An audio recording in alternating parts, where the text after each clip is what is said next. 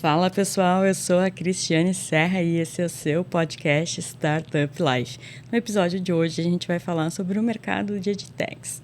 Mas antes de eu revelar quem é o nosso convidado para bater um papo aí sobre o que está rolando nesse segmento de tecnologia e ensino, aqui vai o recado do nosso patrocinador.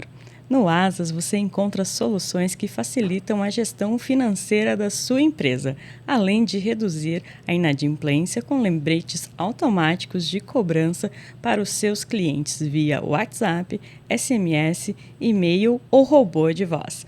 Tudo em poucos cliques. Acesse asas.com, lembrando que Asas escreve A-S-A-A-S, e conheça a conta digital completa para empresas. Dado o recado, então, do nosso patrocinador, vamos revelar quem vai conversar hoje conosco sobre as inovações, sobre métodos diferentes de ensino. Fabrício Garcia, CEO da Questione. Seja muito bem-vindo ao Startup Live. Obrigado, Cristiano. É um prazer estar aqui com vocês. E, Fabrício, já vamos começar conversando um pouco sobre os impactos da tecnologia no ensino. A gente veio de muitos anos de um formato bastante tradicional, né? Eu, quando fiz a escola, por exemplo, era tudo no livros, né? A gente frequentava, a gente usava muito, tinha na época as enciclopédias, né? Lá no final da escola que a gente começou a entregar trabalho que a gente digitava no computador e imprimia, mas conta pra gente. Eu sou dessa época também, tá, Cristiano? Da época que Estamos juntos aí na, é- nessa época. da época que o mimeógrafo era o que fazia o xerox da prova. Aquele cheirinho de álcool, né, do mimeógrafo era... Bem, isso aí são coisas que só a gente vai lembrar, porque a nova geração não vai ter nenhum tipo de experiência parecida com essa que nós tivemos. A gente está no momento, né, de sedimentação daquilo que funciona, né? O que é que aconteceu? Em certa época, chegou-se a uma conclusão que eu acho equivocada, de que tudo que era antigo, tudo que estava na educação mais tradicional, não funcionava e que deveríamos revolucionar todo o mercado educacional, criando uma série de ferramentas que substituiriam o antigo, né? Mas a coisa não funciona assim. Muitas coisas elas são antigas justamente porque funcionam, Sim. né? As pessoas vão mantendo aquelas ferramentas pedagógicas, aquela forma de ensinar, os métodos, porque eles já estão sedimentados. Já se sabe que aquilo funciona, então, obviamente, as pessoas mantêm aquilo ali. Então, sair trocando tudo talvez não seja um bom caminho, né? E realmente não foi. Então, com o avanço da tecnologia, né, esse discurso de revolucionar a educação se fortaleceu muito e as pessoas começaram a querer substituir tudo por ferramentas tecnológicas. E olha que quem está falando aqui é uma pessoa que vende tecnologia educacional, quer dizer, parece um contrassenso, mas não é.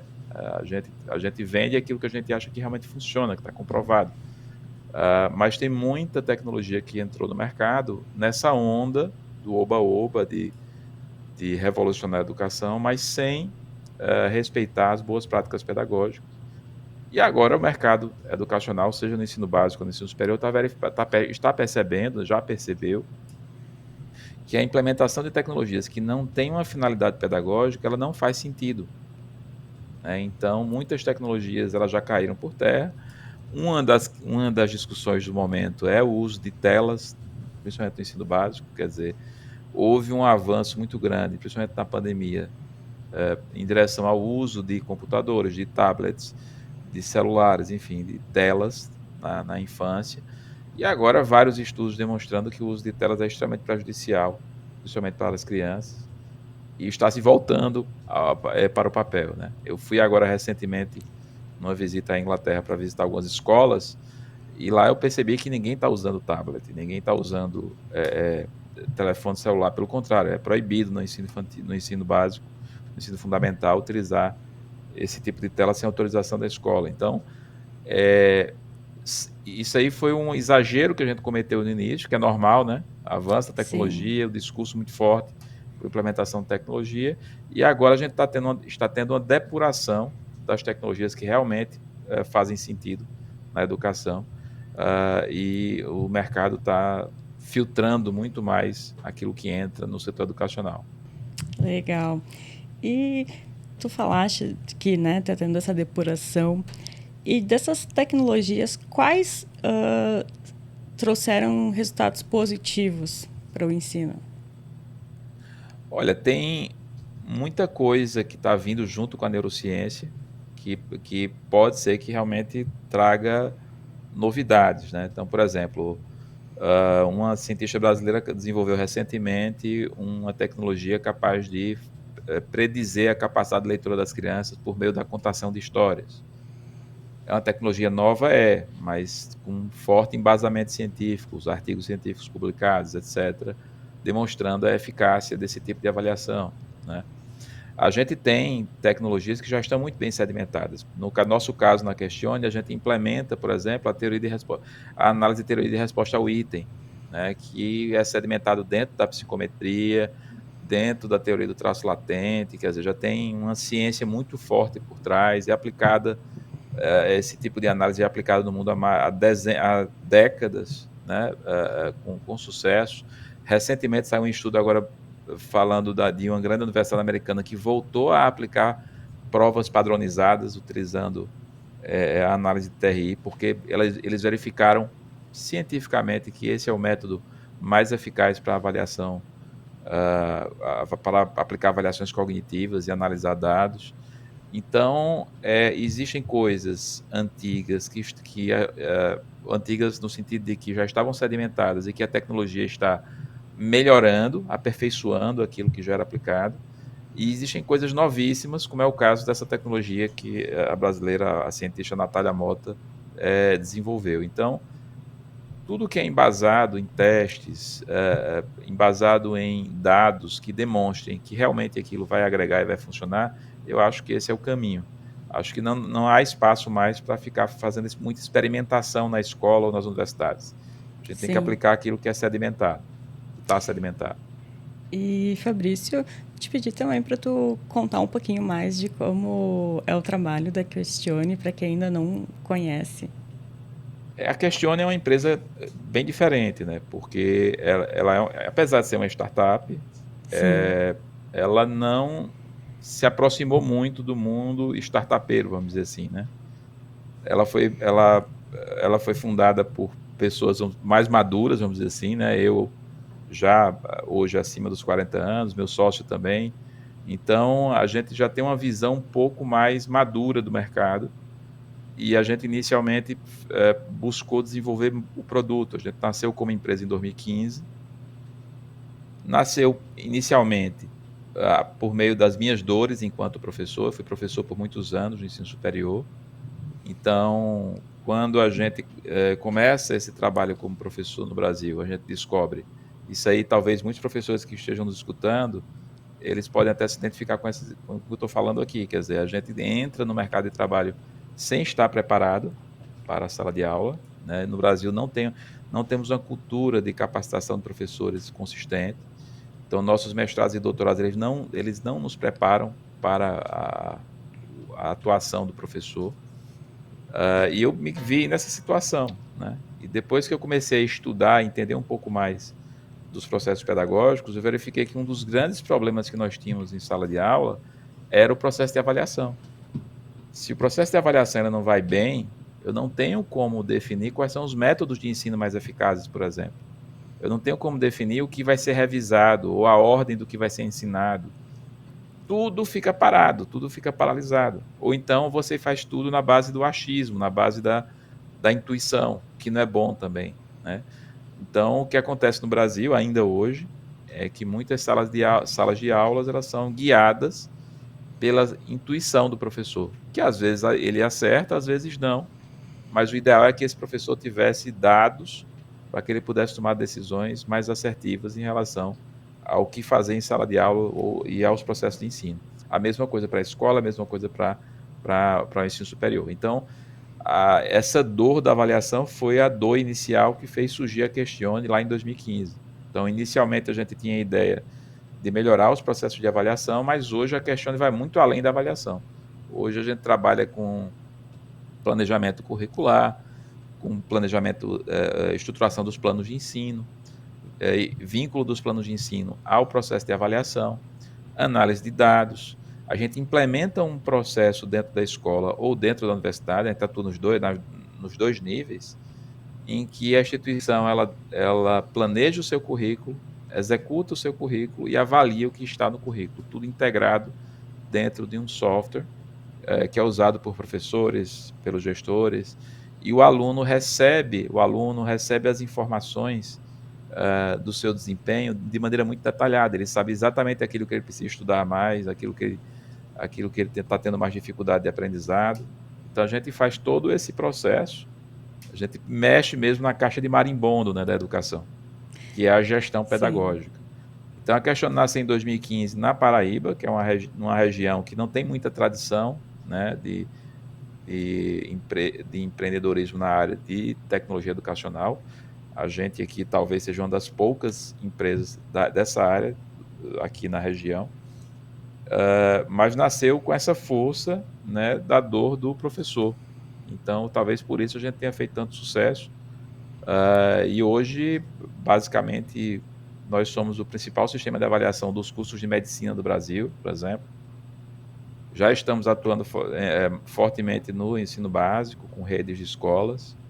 Temos redes de universidades também. Então, a Questione, ela, apesar de ser uma empresa jovem, ela, por conta desse apelo pedagógico, desse DNA pedagógico, né, por conta de ter nascido de uma dor do professor, ela tem uma adesão muito forte das instituições de ensino. Legal. E, Fabrício, eu queria que tu contasse um pouco mais para os nossos ouvintes sobre essa forma de avaliação baseada em dados. Se a gente pensar, né, e tentar explicar como é que funciona a gestão pedagógica para um leigo, uma pessoa que não é especificamente da área da educação, eu explicaria da seguinte forma. O primeiro desafio é a construção curricular. Tá? Então, tanto as escolas como o ensino superior, você tem esse desafio, porque no Brasil, os currículos eles são guiados, eles são baseados em normativas emitidas pelo MEC. Tá? No caso do ensino básico, você tem a BNCC, que é a Base Curricular Comum, né, nacional, e no caso do ensino superior, você tem as DCNs, que são as diretrizes curriculares. Ambos os documentos, apesar de serem diferentes, eles servem mais ou menos para a mesma coisa, que é subsidiar as escolas e as universidades na estruturação dos seus respectivos projetos pedagógicos e na estruturação do seu currículo, que está incluído dentro desse projeto pedagógico. Então, a escola ela precisa olhar para a BNCC e criar o seu currículo, a sua trilha de ensino, a partir dessa BNCC, baseando-se na estrutura e nas diretrizes e nas habilidades que estão descritas lá. Um curso universitário, seja um curso de medicina, por exemplo, a mesma coisa, ele vai olhar lá para as diretrizes curriculares do curso de medicina e vai construir o seu currículo. Então, isso faz com que cada escola ou que cada rede de escolas, elas tenham currículos diferentes. Isso faz com que diferentes cursos de medicina tenham currículos diferentes entre si. Claro que não vão ser totalmente diferentes, porque eles são baseados nas mesmas diretrizes, mas vai ter diferenças ali. E o currículo, ele define o que vai ser ensinado, a ordem que vai ser ensinado, né? Então, o currículo é a base que é utilizada para todo o planejamento de ensino, todo o planejamento pedagógico. Então, o primeiro desafio é esse, construir bons currículos. Tá? Os países mais desenvolvidos do mundo, eles atuam muito forte na questão curricular, porque tudo nasce a partir do currículo. Então, o Brasil tem essa dificuldade já de partida, né? Como construir bem esse currículo. E aí a Questione já entra forte nisso. A gente tem uma ferramenta tecnológica que possibilita a escola e a universidade de inserir esse currículo dentro do plano de ensino, dentro do planejamento de ensino. Tá? Essa ferramenta se chama Sistema Planeje e ela foi criada para isso. O segundo desafio é fazer com que o que está no currículo entre no planejamento de ensino. Né? Como é que eu garanto que meus professores, seja na escola ou universidade, que eles realmente coloquem tudo aquilo que está no currículo dentro do seu planejamento de ensino. O terceiro desafio é fazer com que o que está no planejamento de ensino é realmente executado em sala de aula. Eu preciso que o professor, na sala de aula, trabalhe aquilo que ele planejou, que é o que está lá no currículo. Depois que ele executa o processo de ensino, aí vem a última etapa, que é a avaliação. Então, você tem que ter um processo de avaliação.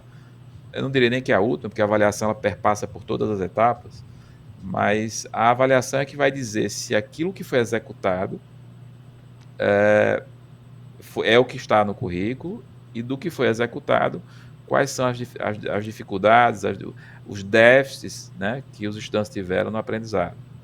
E aí, a partir do resultado da avaliação, os professores devem retornar para o seu planejamento e verificar o que é que precisa ser reforçado, o que é que precisa ser retrabalhado, etc, etc. Então, esse é o processo todo, né? E a Sim. Question, ela atua no início, né? Então, a nossa tecnologia ela ajuda na estruturação do currículo dentro do planejamento de ensino e conecta o que está no plano de ensino à avaliação, fazendo com que os professores eles só consigam avaliar aquilo que foi planejado. Então, você cria uma amarração pedagógica que possibilita um controle muito grande do professor, quer dizer, o professor ele consegue, por meio de dados, verificar o que precisa ser retrabalhado ou o que não foi trabalhado, o que precisa ser visto. E a escola, a universidade, ela vai ter também dados para poder gerenciar esse processo. Então, esse processo de gestão pedagógica que eu resumi aqui, ou tentei resumir aqui para vocês, para a Questione, para a gente aqui na Questione, é o principal desafio educacional do Brasil, tanto no ensino superior como no ensino básico. E fortemente no setor público, né? A gente pensa em educação pública, você tem aí redes escolares muito grandes que precisam de um gerenciamento pedagógico, uma gestão pedagógica muito forte. Então, é fundamental que começamos a olhar para isso, a encarar esse problema, né? Os pais, muitas vezes, quando vão matricular os filhos nas escolas, eles verificam a infraestrutura da escola, verificam se a escola é limpa, verificam se a escola tem um bom refeitório, mas, infelizmente, a gente não tem a cultura ainda de verificar qual é o currículo que aquela escola aplica. Sim. Como aquela escola aplica aquele currículo, se ela tem a capacidade pedagógica de ensinar aquilo que ela se propõe a ensinar. Então, isso envolve também uma mudança de cultura. A mesma coisa o estudante que vai escolher um curso no ensino superior. Muitas vezes ele escolhe o curso porque a universidade fica próxima à casa dele, porque é mais barato, né? O fator preço atua muito forte nesse mercado, mas ele esquece de verificar qual é o currículo oferecido por aquele curso. Será que ele está conectado com o mercado? Será que eu me formando naquele curso, eu vou ter maior probabilidade de conseguir um emprego ou eu vou estar completamente desconectado da realidade de mercado? Então, a gente precisa ter essa mudança de paradigma, tanto no ensino superior quanto no ensino básico, para estimular ainda mais as escolas e as universidades a trabalharem melhor a parte pedagógica. Eu sou otimista, tá? A gente tem visto que tanto escolas como universidades têm nos procurado para melhorar esses processos. Eles já estão conscientes de que tem muito a evoluir nessas áreas. E eu sou bem otimista porque eu tenho visto isso no Brasil todo. A gente tem clientes no Brasil todo que estão buscando essa melhoria da qualidade da educação. E essa melhoria ela passa por também capacitar os professores para usar essa metodologia, Sim. né? Sim. Certo dia eu estava conversando com alguns professores, eles diziam exatamente isso. Olha, a gente precisa mudar a formação dos professores, né? Porque na maioria dos currículos de formação de professores tem muito pouca coisa sobre gestão pedagógica, Sim. sobre avaliação, né? Então, os professores eles vão para a sala de aula sem o devido preparo nessas áreas. E termina acontecendo o que aconteceu comigo, né? Quando eu comecei a minha carreira como professor, eu tive que aprender tudo isso sozinho. Os primeiros 2 anos de carreira como professor é aprendendo a ser professor, né? Então, no Brasil é muito assim, quando, na verdade, o professor já deveria entrar com uma boa bagagem para não ter essa curva de aprendizado tão longa no início. Então, nós temos excelentes professores no Brasil, mas não por conta da formação que eles tiveram, mas porque eles se dedicaram após a formação já trabalhando, eles precisaram aprender e reaprender como fazer, e principalmente essa área de avaliação e gestão pedagógica é uma área que está bem carente na capacitação de professores, e por isso que a gente atua fortemente nisso também. Quer dizer, eu capacito professores no Brasil todo. Quem me segue lá no LinkedIn ou nas redes sociais, nas outras redes sociais, vê quase toda semana fotos minhas dando palestra, dando capacitações, justamente porque é uma carência muito grande. Quando a gente vai implementar uma ferramenta dessas, antes da ferramenta começar a funcionar, a gente precisa preparar toda a população de professores daquela escola, daquela universidade, para ela receber essa ferramenta e extrair dela o melhor dela, né? Que é a melhoria da gestão pedagógica. E, Fabrício, uma pergunta um pouco mais de leigo, mas na prática, esse formato de avaliação, o que muda para o aluno? Na prática, como é que é essa primeiro, avaliação? Vamos lá, vamos entender um pouco mais da avaliação. Quando a gente fala de avaliação, a gente está falando de ferramentas de coleta de dados. Tá? Então, quando a gente fala em avaliação, eu estou dizendo o seguinte: olha, eu vou coletar dados para verificar como é que está a evolução do aluno em relação ao aprendizado, né, dentro daquele currículo que foi estruturado pela instituição de ensino. Então, existem vários modelos de avaliação. Né? Então, você pode avaliar habilidades atitudinais, por exemplo, e aí você vai ter um modelo de avaliação para avaliar o atitudinal. Você pode avaliar a dimensão socioemocional, então você vai ter modelos de avaliação para avaliar isso, para coletar dados para a gente poder definir como é que está o andamento da aquisição de habilidades socioemocionais. E temos as avaliações cognitivas. As cognitivas são as mais conhecidas, né? Porque são as provas, são os testes. Sim. Né? Então, no que tange a avaliação cognitiva, muda algumas coisas. Por exemplo, quando você tem uma avaliação bem estruturada, primeiro, ela vai ser altamente conectada à aula. Uma das grandes reclamações dos estudantes, tem pesquisas falando sobre isso, é que muitas vezes o estudante termina de fazer o teste e a percepção dele é de que o que foi solicitado no teste é muito diferente daquilo que foi trabalhado em sala de aula. Eu não sei se você, quando era estudante, Cristiano, teve essa sensação em alguns momentos. Eu tive. Eu vou te confessar que eu ainda tenho. Eu faço um MBA e ainda tenho essa sensação. Isso é muito comum, tá? Se o estudante tem essa percepção, alguma coisa está acontecendo ali de maneira desincronizada, desarticulada.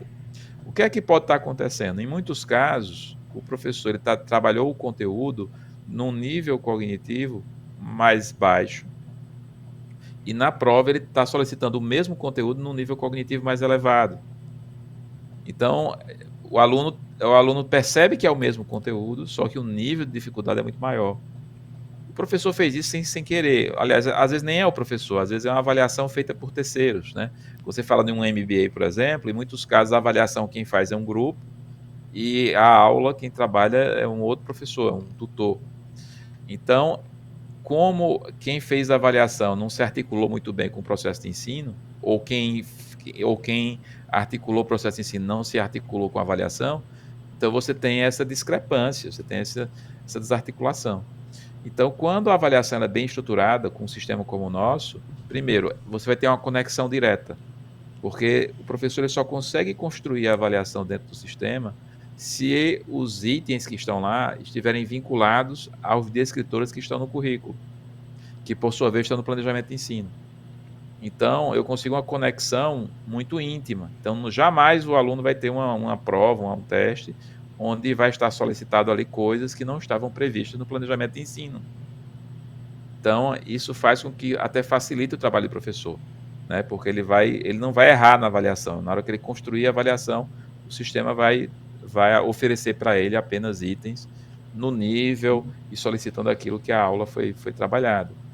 Então, esse é um ponto fundamental. Né? O outro ponto é que o estudante vai perceber uma avaliação muito mais contextualizada. Então, o estudante vai ler lá, numa prova, por exemplo, ele vai ler as questões, ele vai perceber que cada questão fala de algo prático, de algo que é aplicado no dia a dia, como futuro profissional.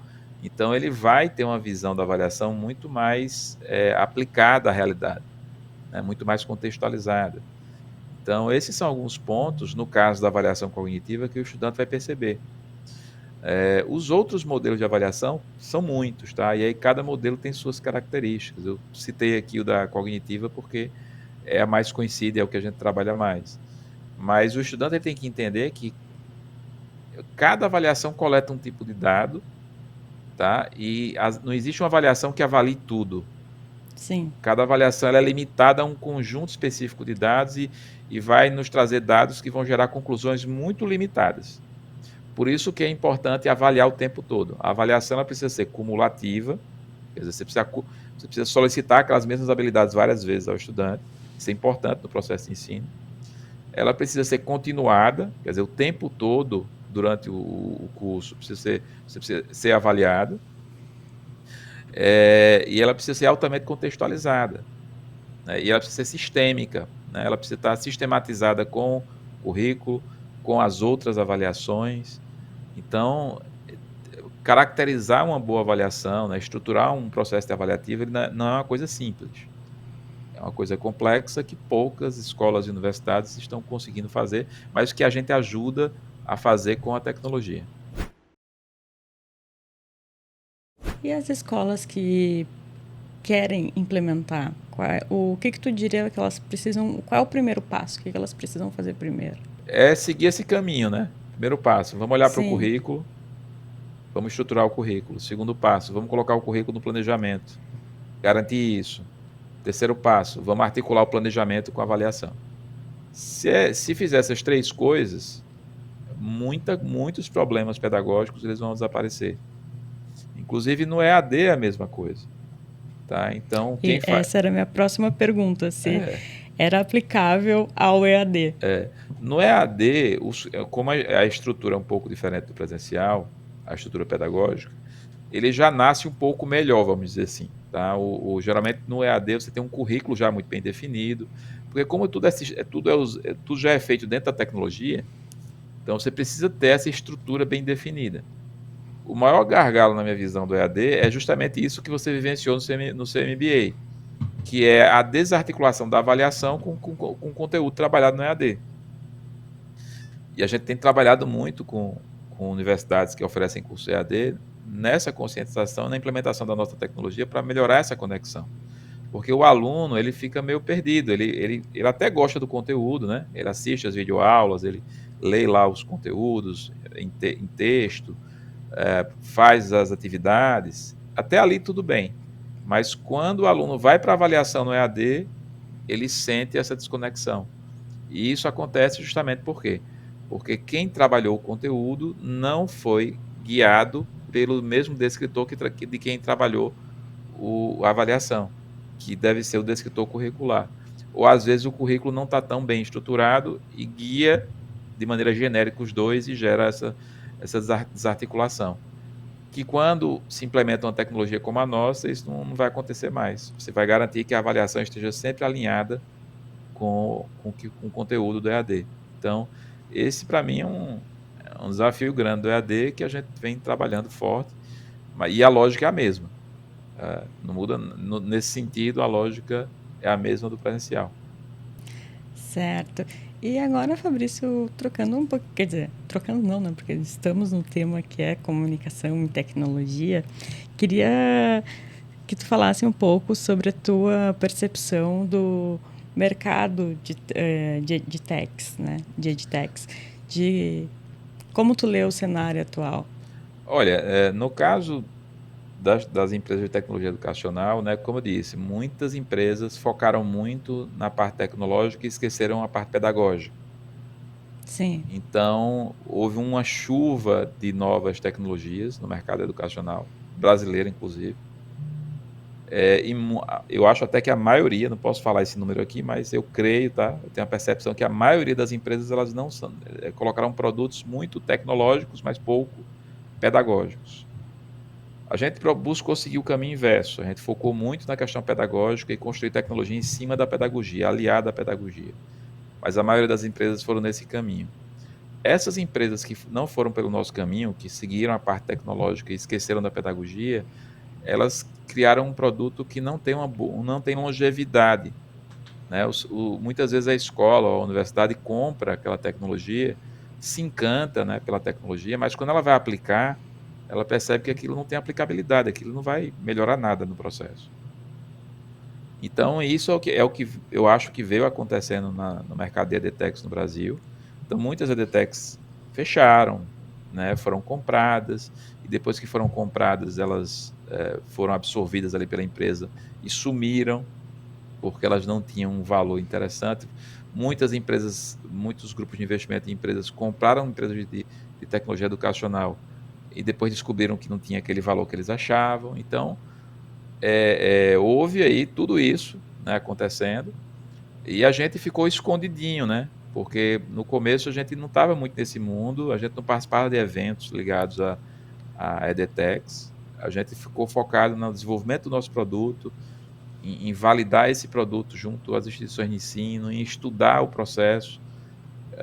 E aí eu acho que a gente tomou um caminho mais duro, mais difícil, mas é um caminho que leva à Sim. longevidade, né? E muitas edtechs não seguiram esse caminho e hoje estão tendo dificuldades, inclusive para captar recursos. Então é um mercado que exige muito estudo, não é só tecnologia, tem que ter muito estudo na área da educação para você colocar um produto que realmente agregue valor às instituições de ensino. Então, essa é a minha visão do mercado hoje. Eu acho que ainda muitas edtechs vão fechar, infelizmente, justamente porque não seguiram esse caminho de estudar a educação e entender essa aplicabilidade. E tu citaste alguns dos desafios que algumas edtechs estão tendo, mas quais são os outros desafios do mercado brasileiro?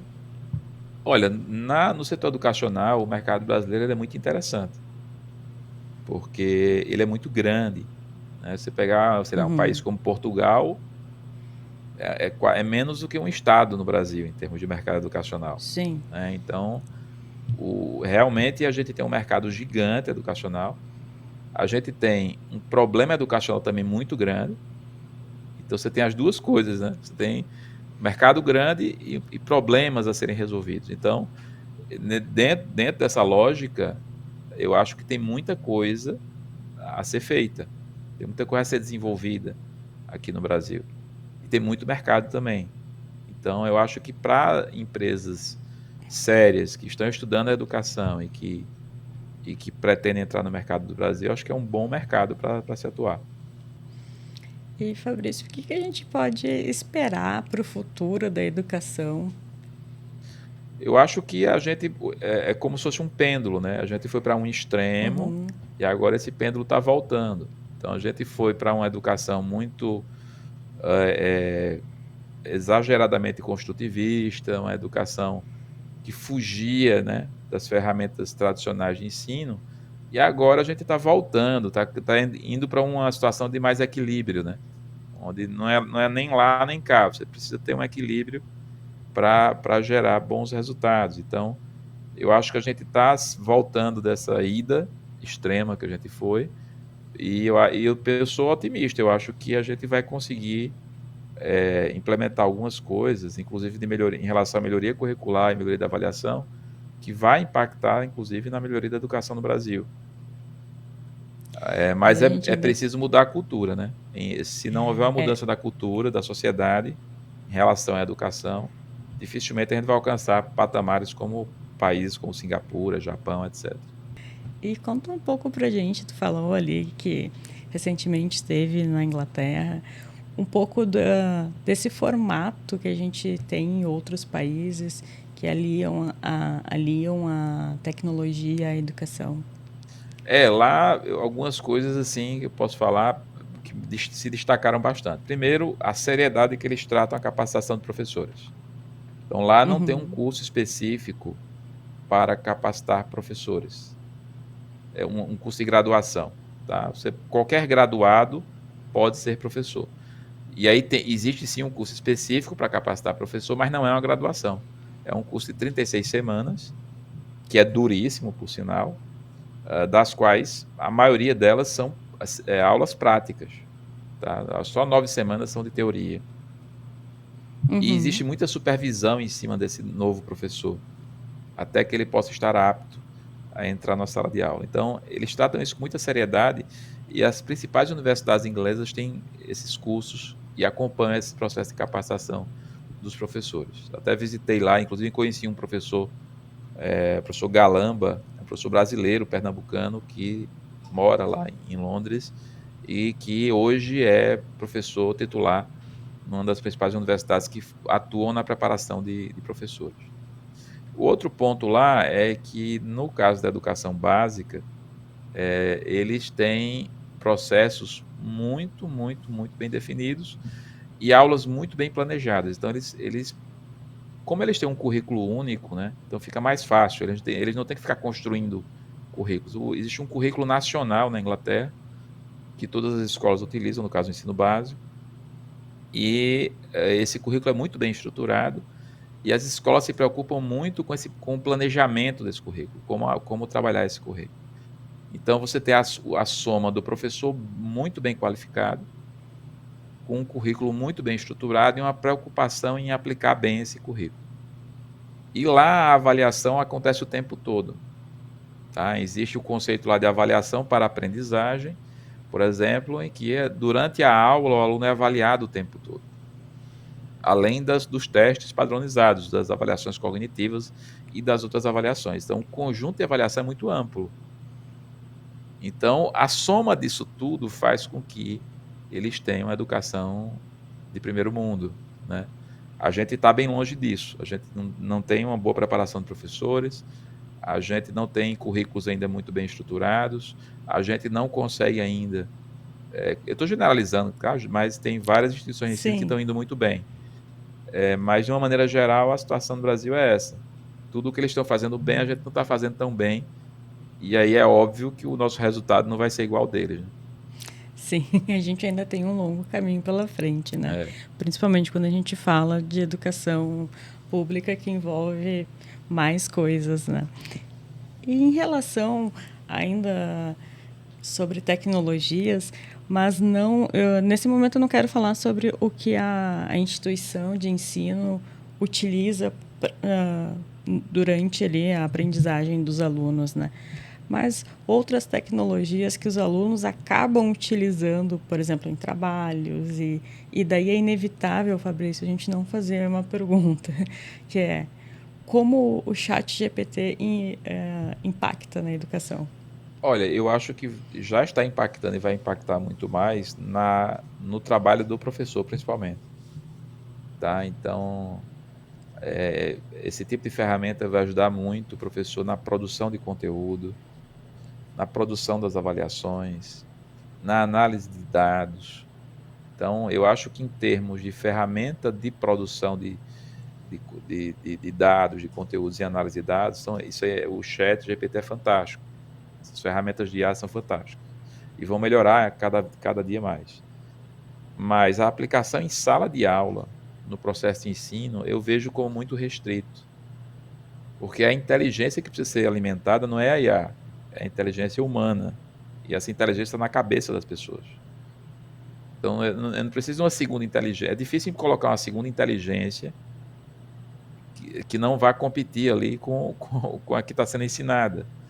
Então, no processo de ensino, eu não vejo muita utilização, pelo menos hoje. Eu posso mudar de opinião amanhã, mas eu não consigo enxergar tantas utilizações. Então, um impacto muito grande. Eu acho até o contrário. Eu acho que quanto menos IA no processo de ensino, melhor. O uso dessas ferramentas, ela torna o nosso cérebro preguiçoso. Sim. Quando na educação a gente precisa trabalhar muito ele, fazer ele trabalhar para poder ele se desenvolver, né? É como se fosse um músculo, né? Você precisa, na academia, malhar bastante para ele desenvolver. O cérebro é a mesma coisa. Então, IA, até o uso de ferramentas de consulta, tá? Tem que ser restringido o máximo para que a gente trabalhe o máximo na nossa inteligência e não a artificial.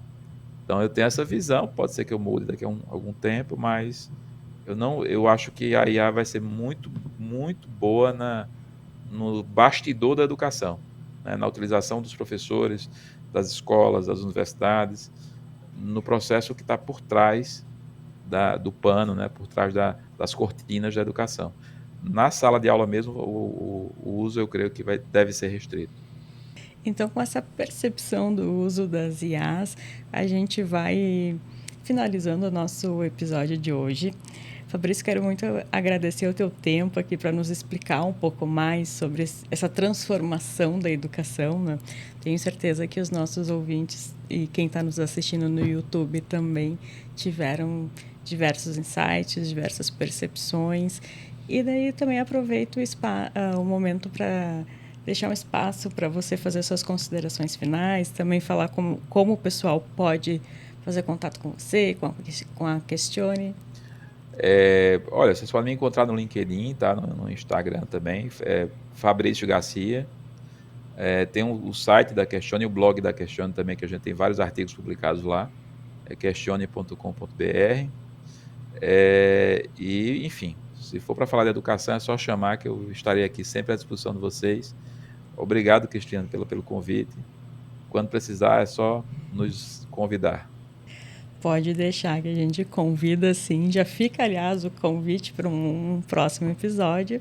Obrigado. Agradecer, então, a tua companhia aqui e por nos trazer esses insights, esse conhecimento.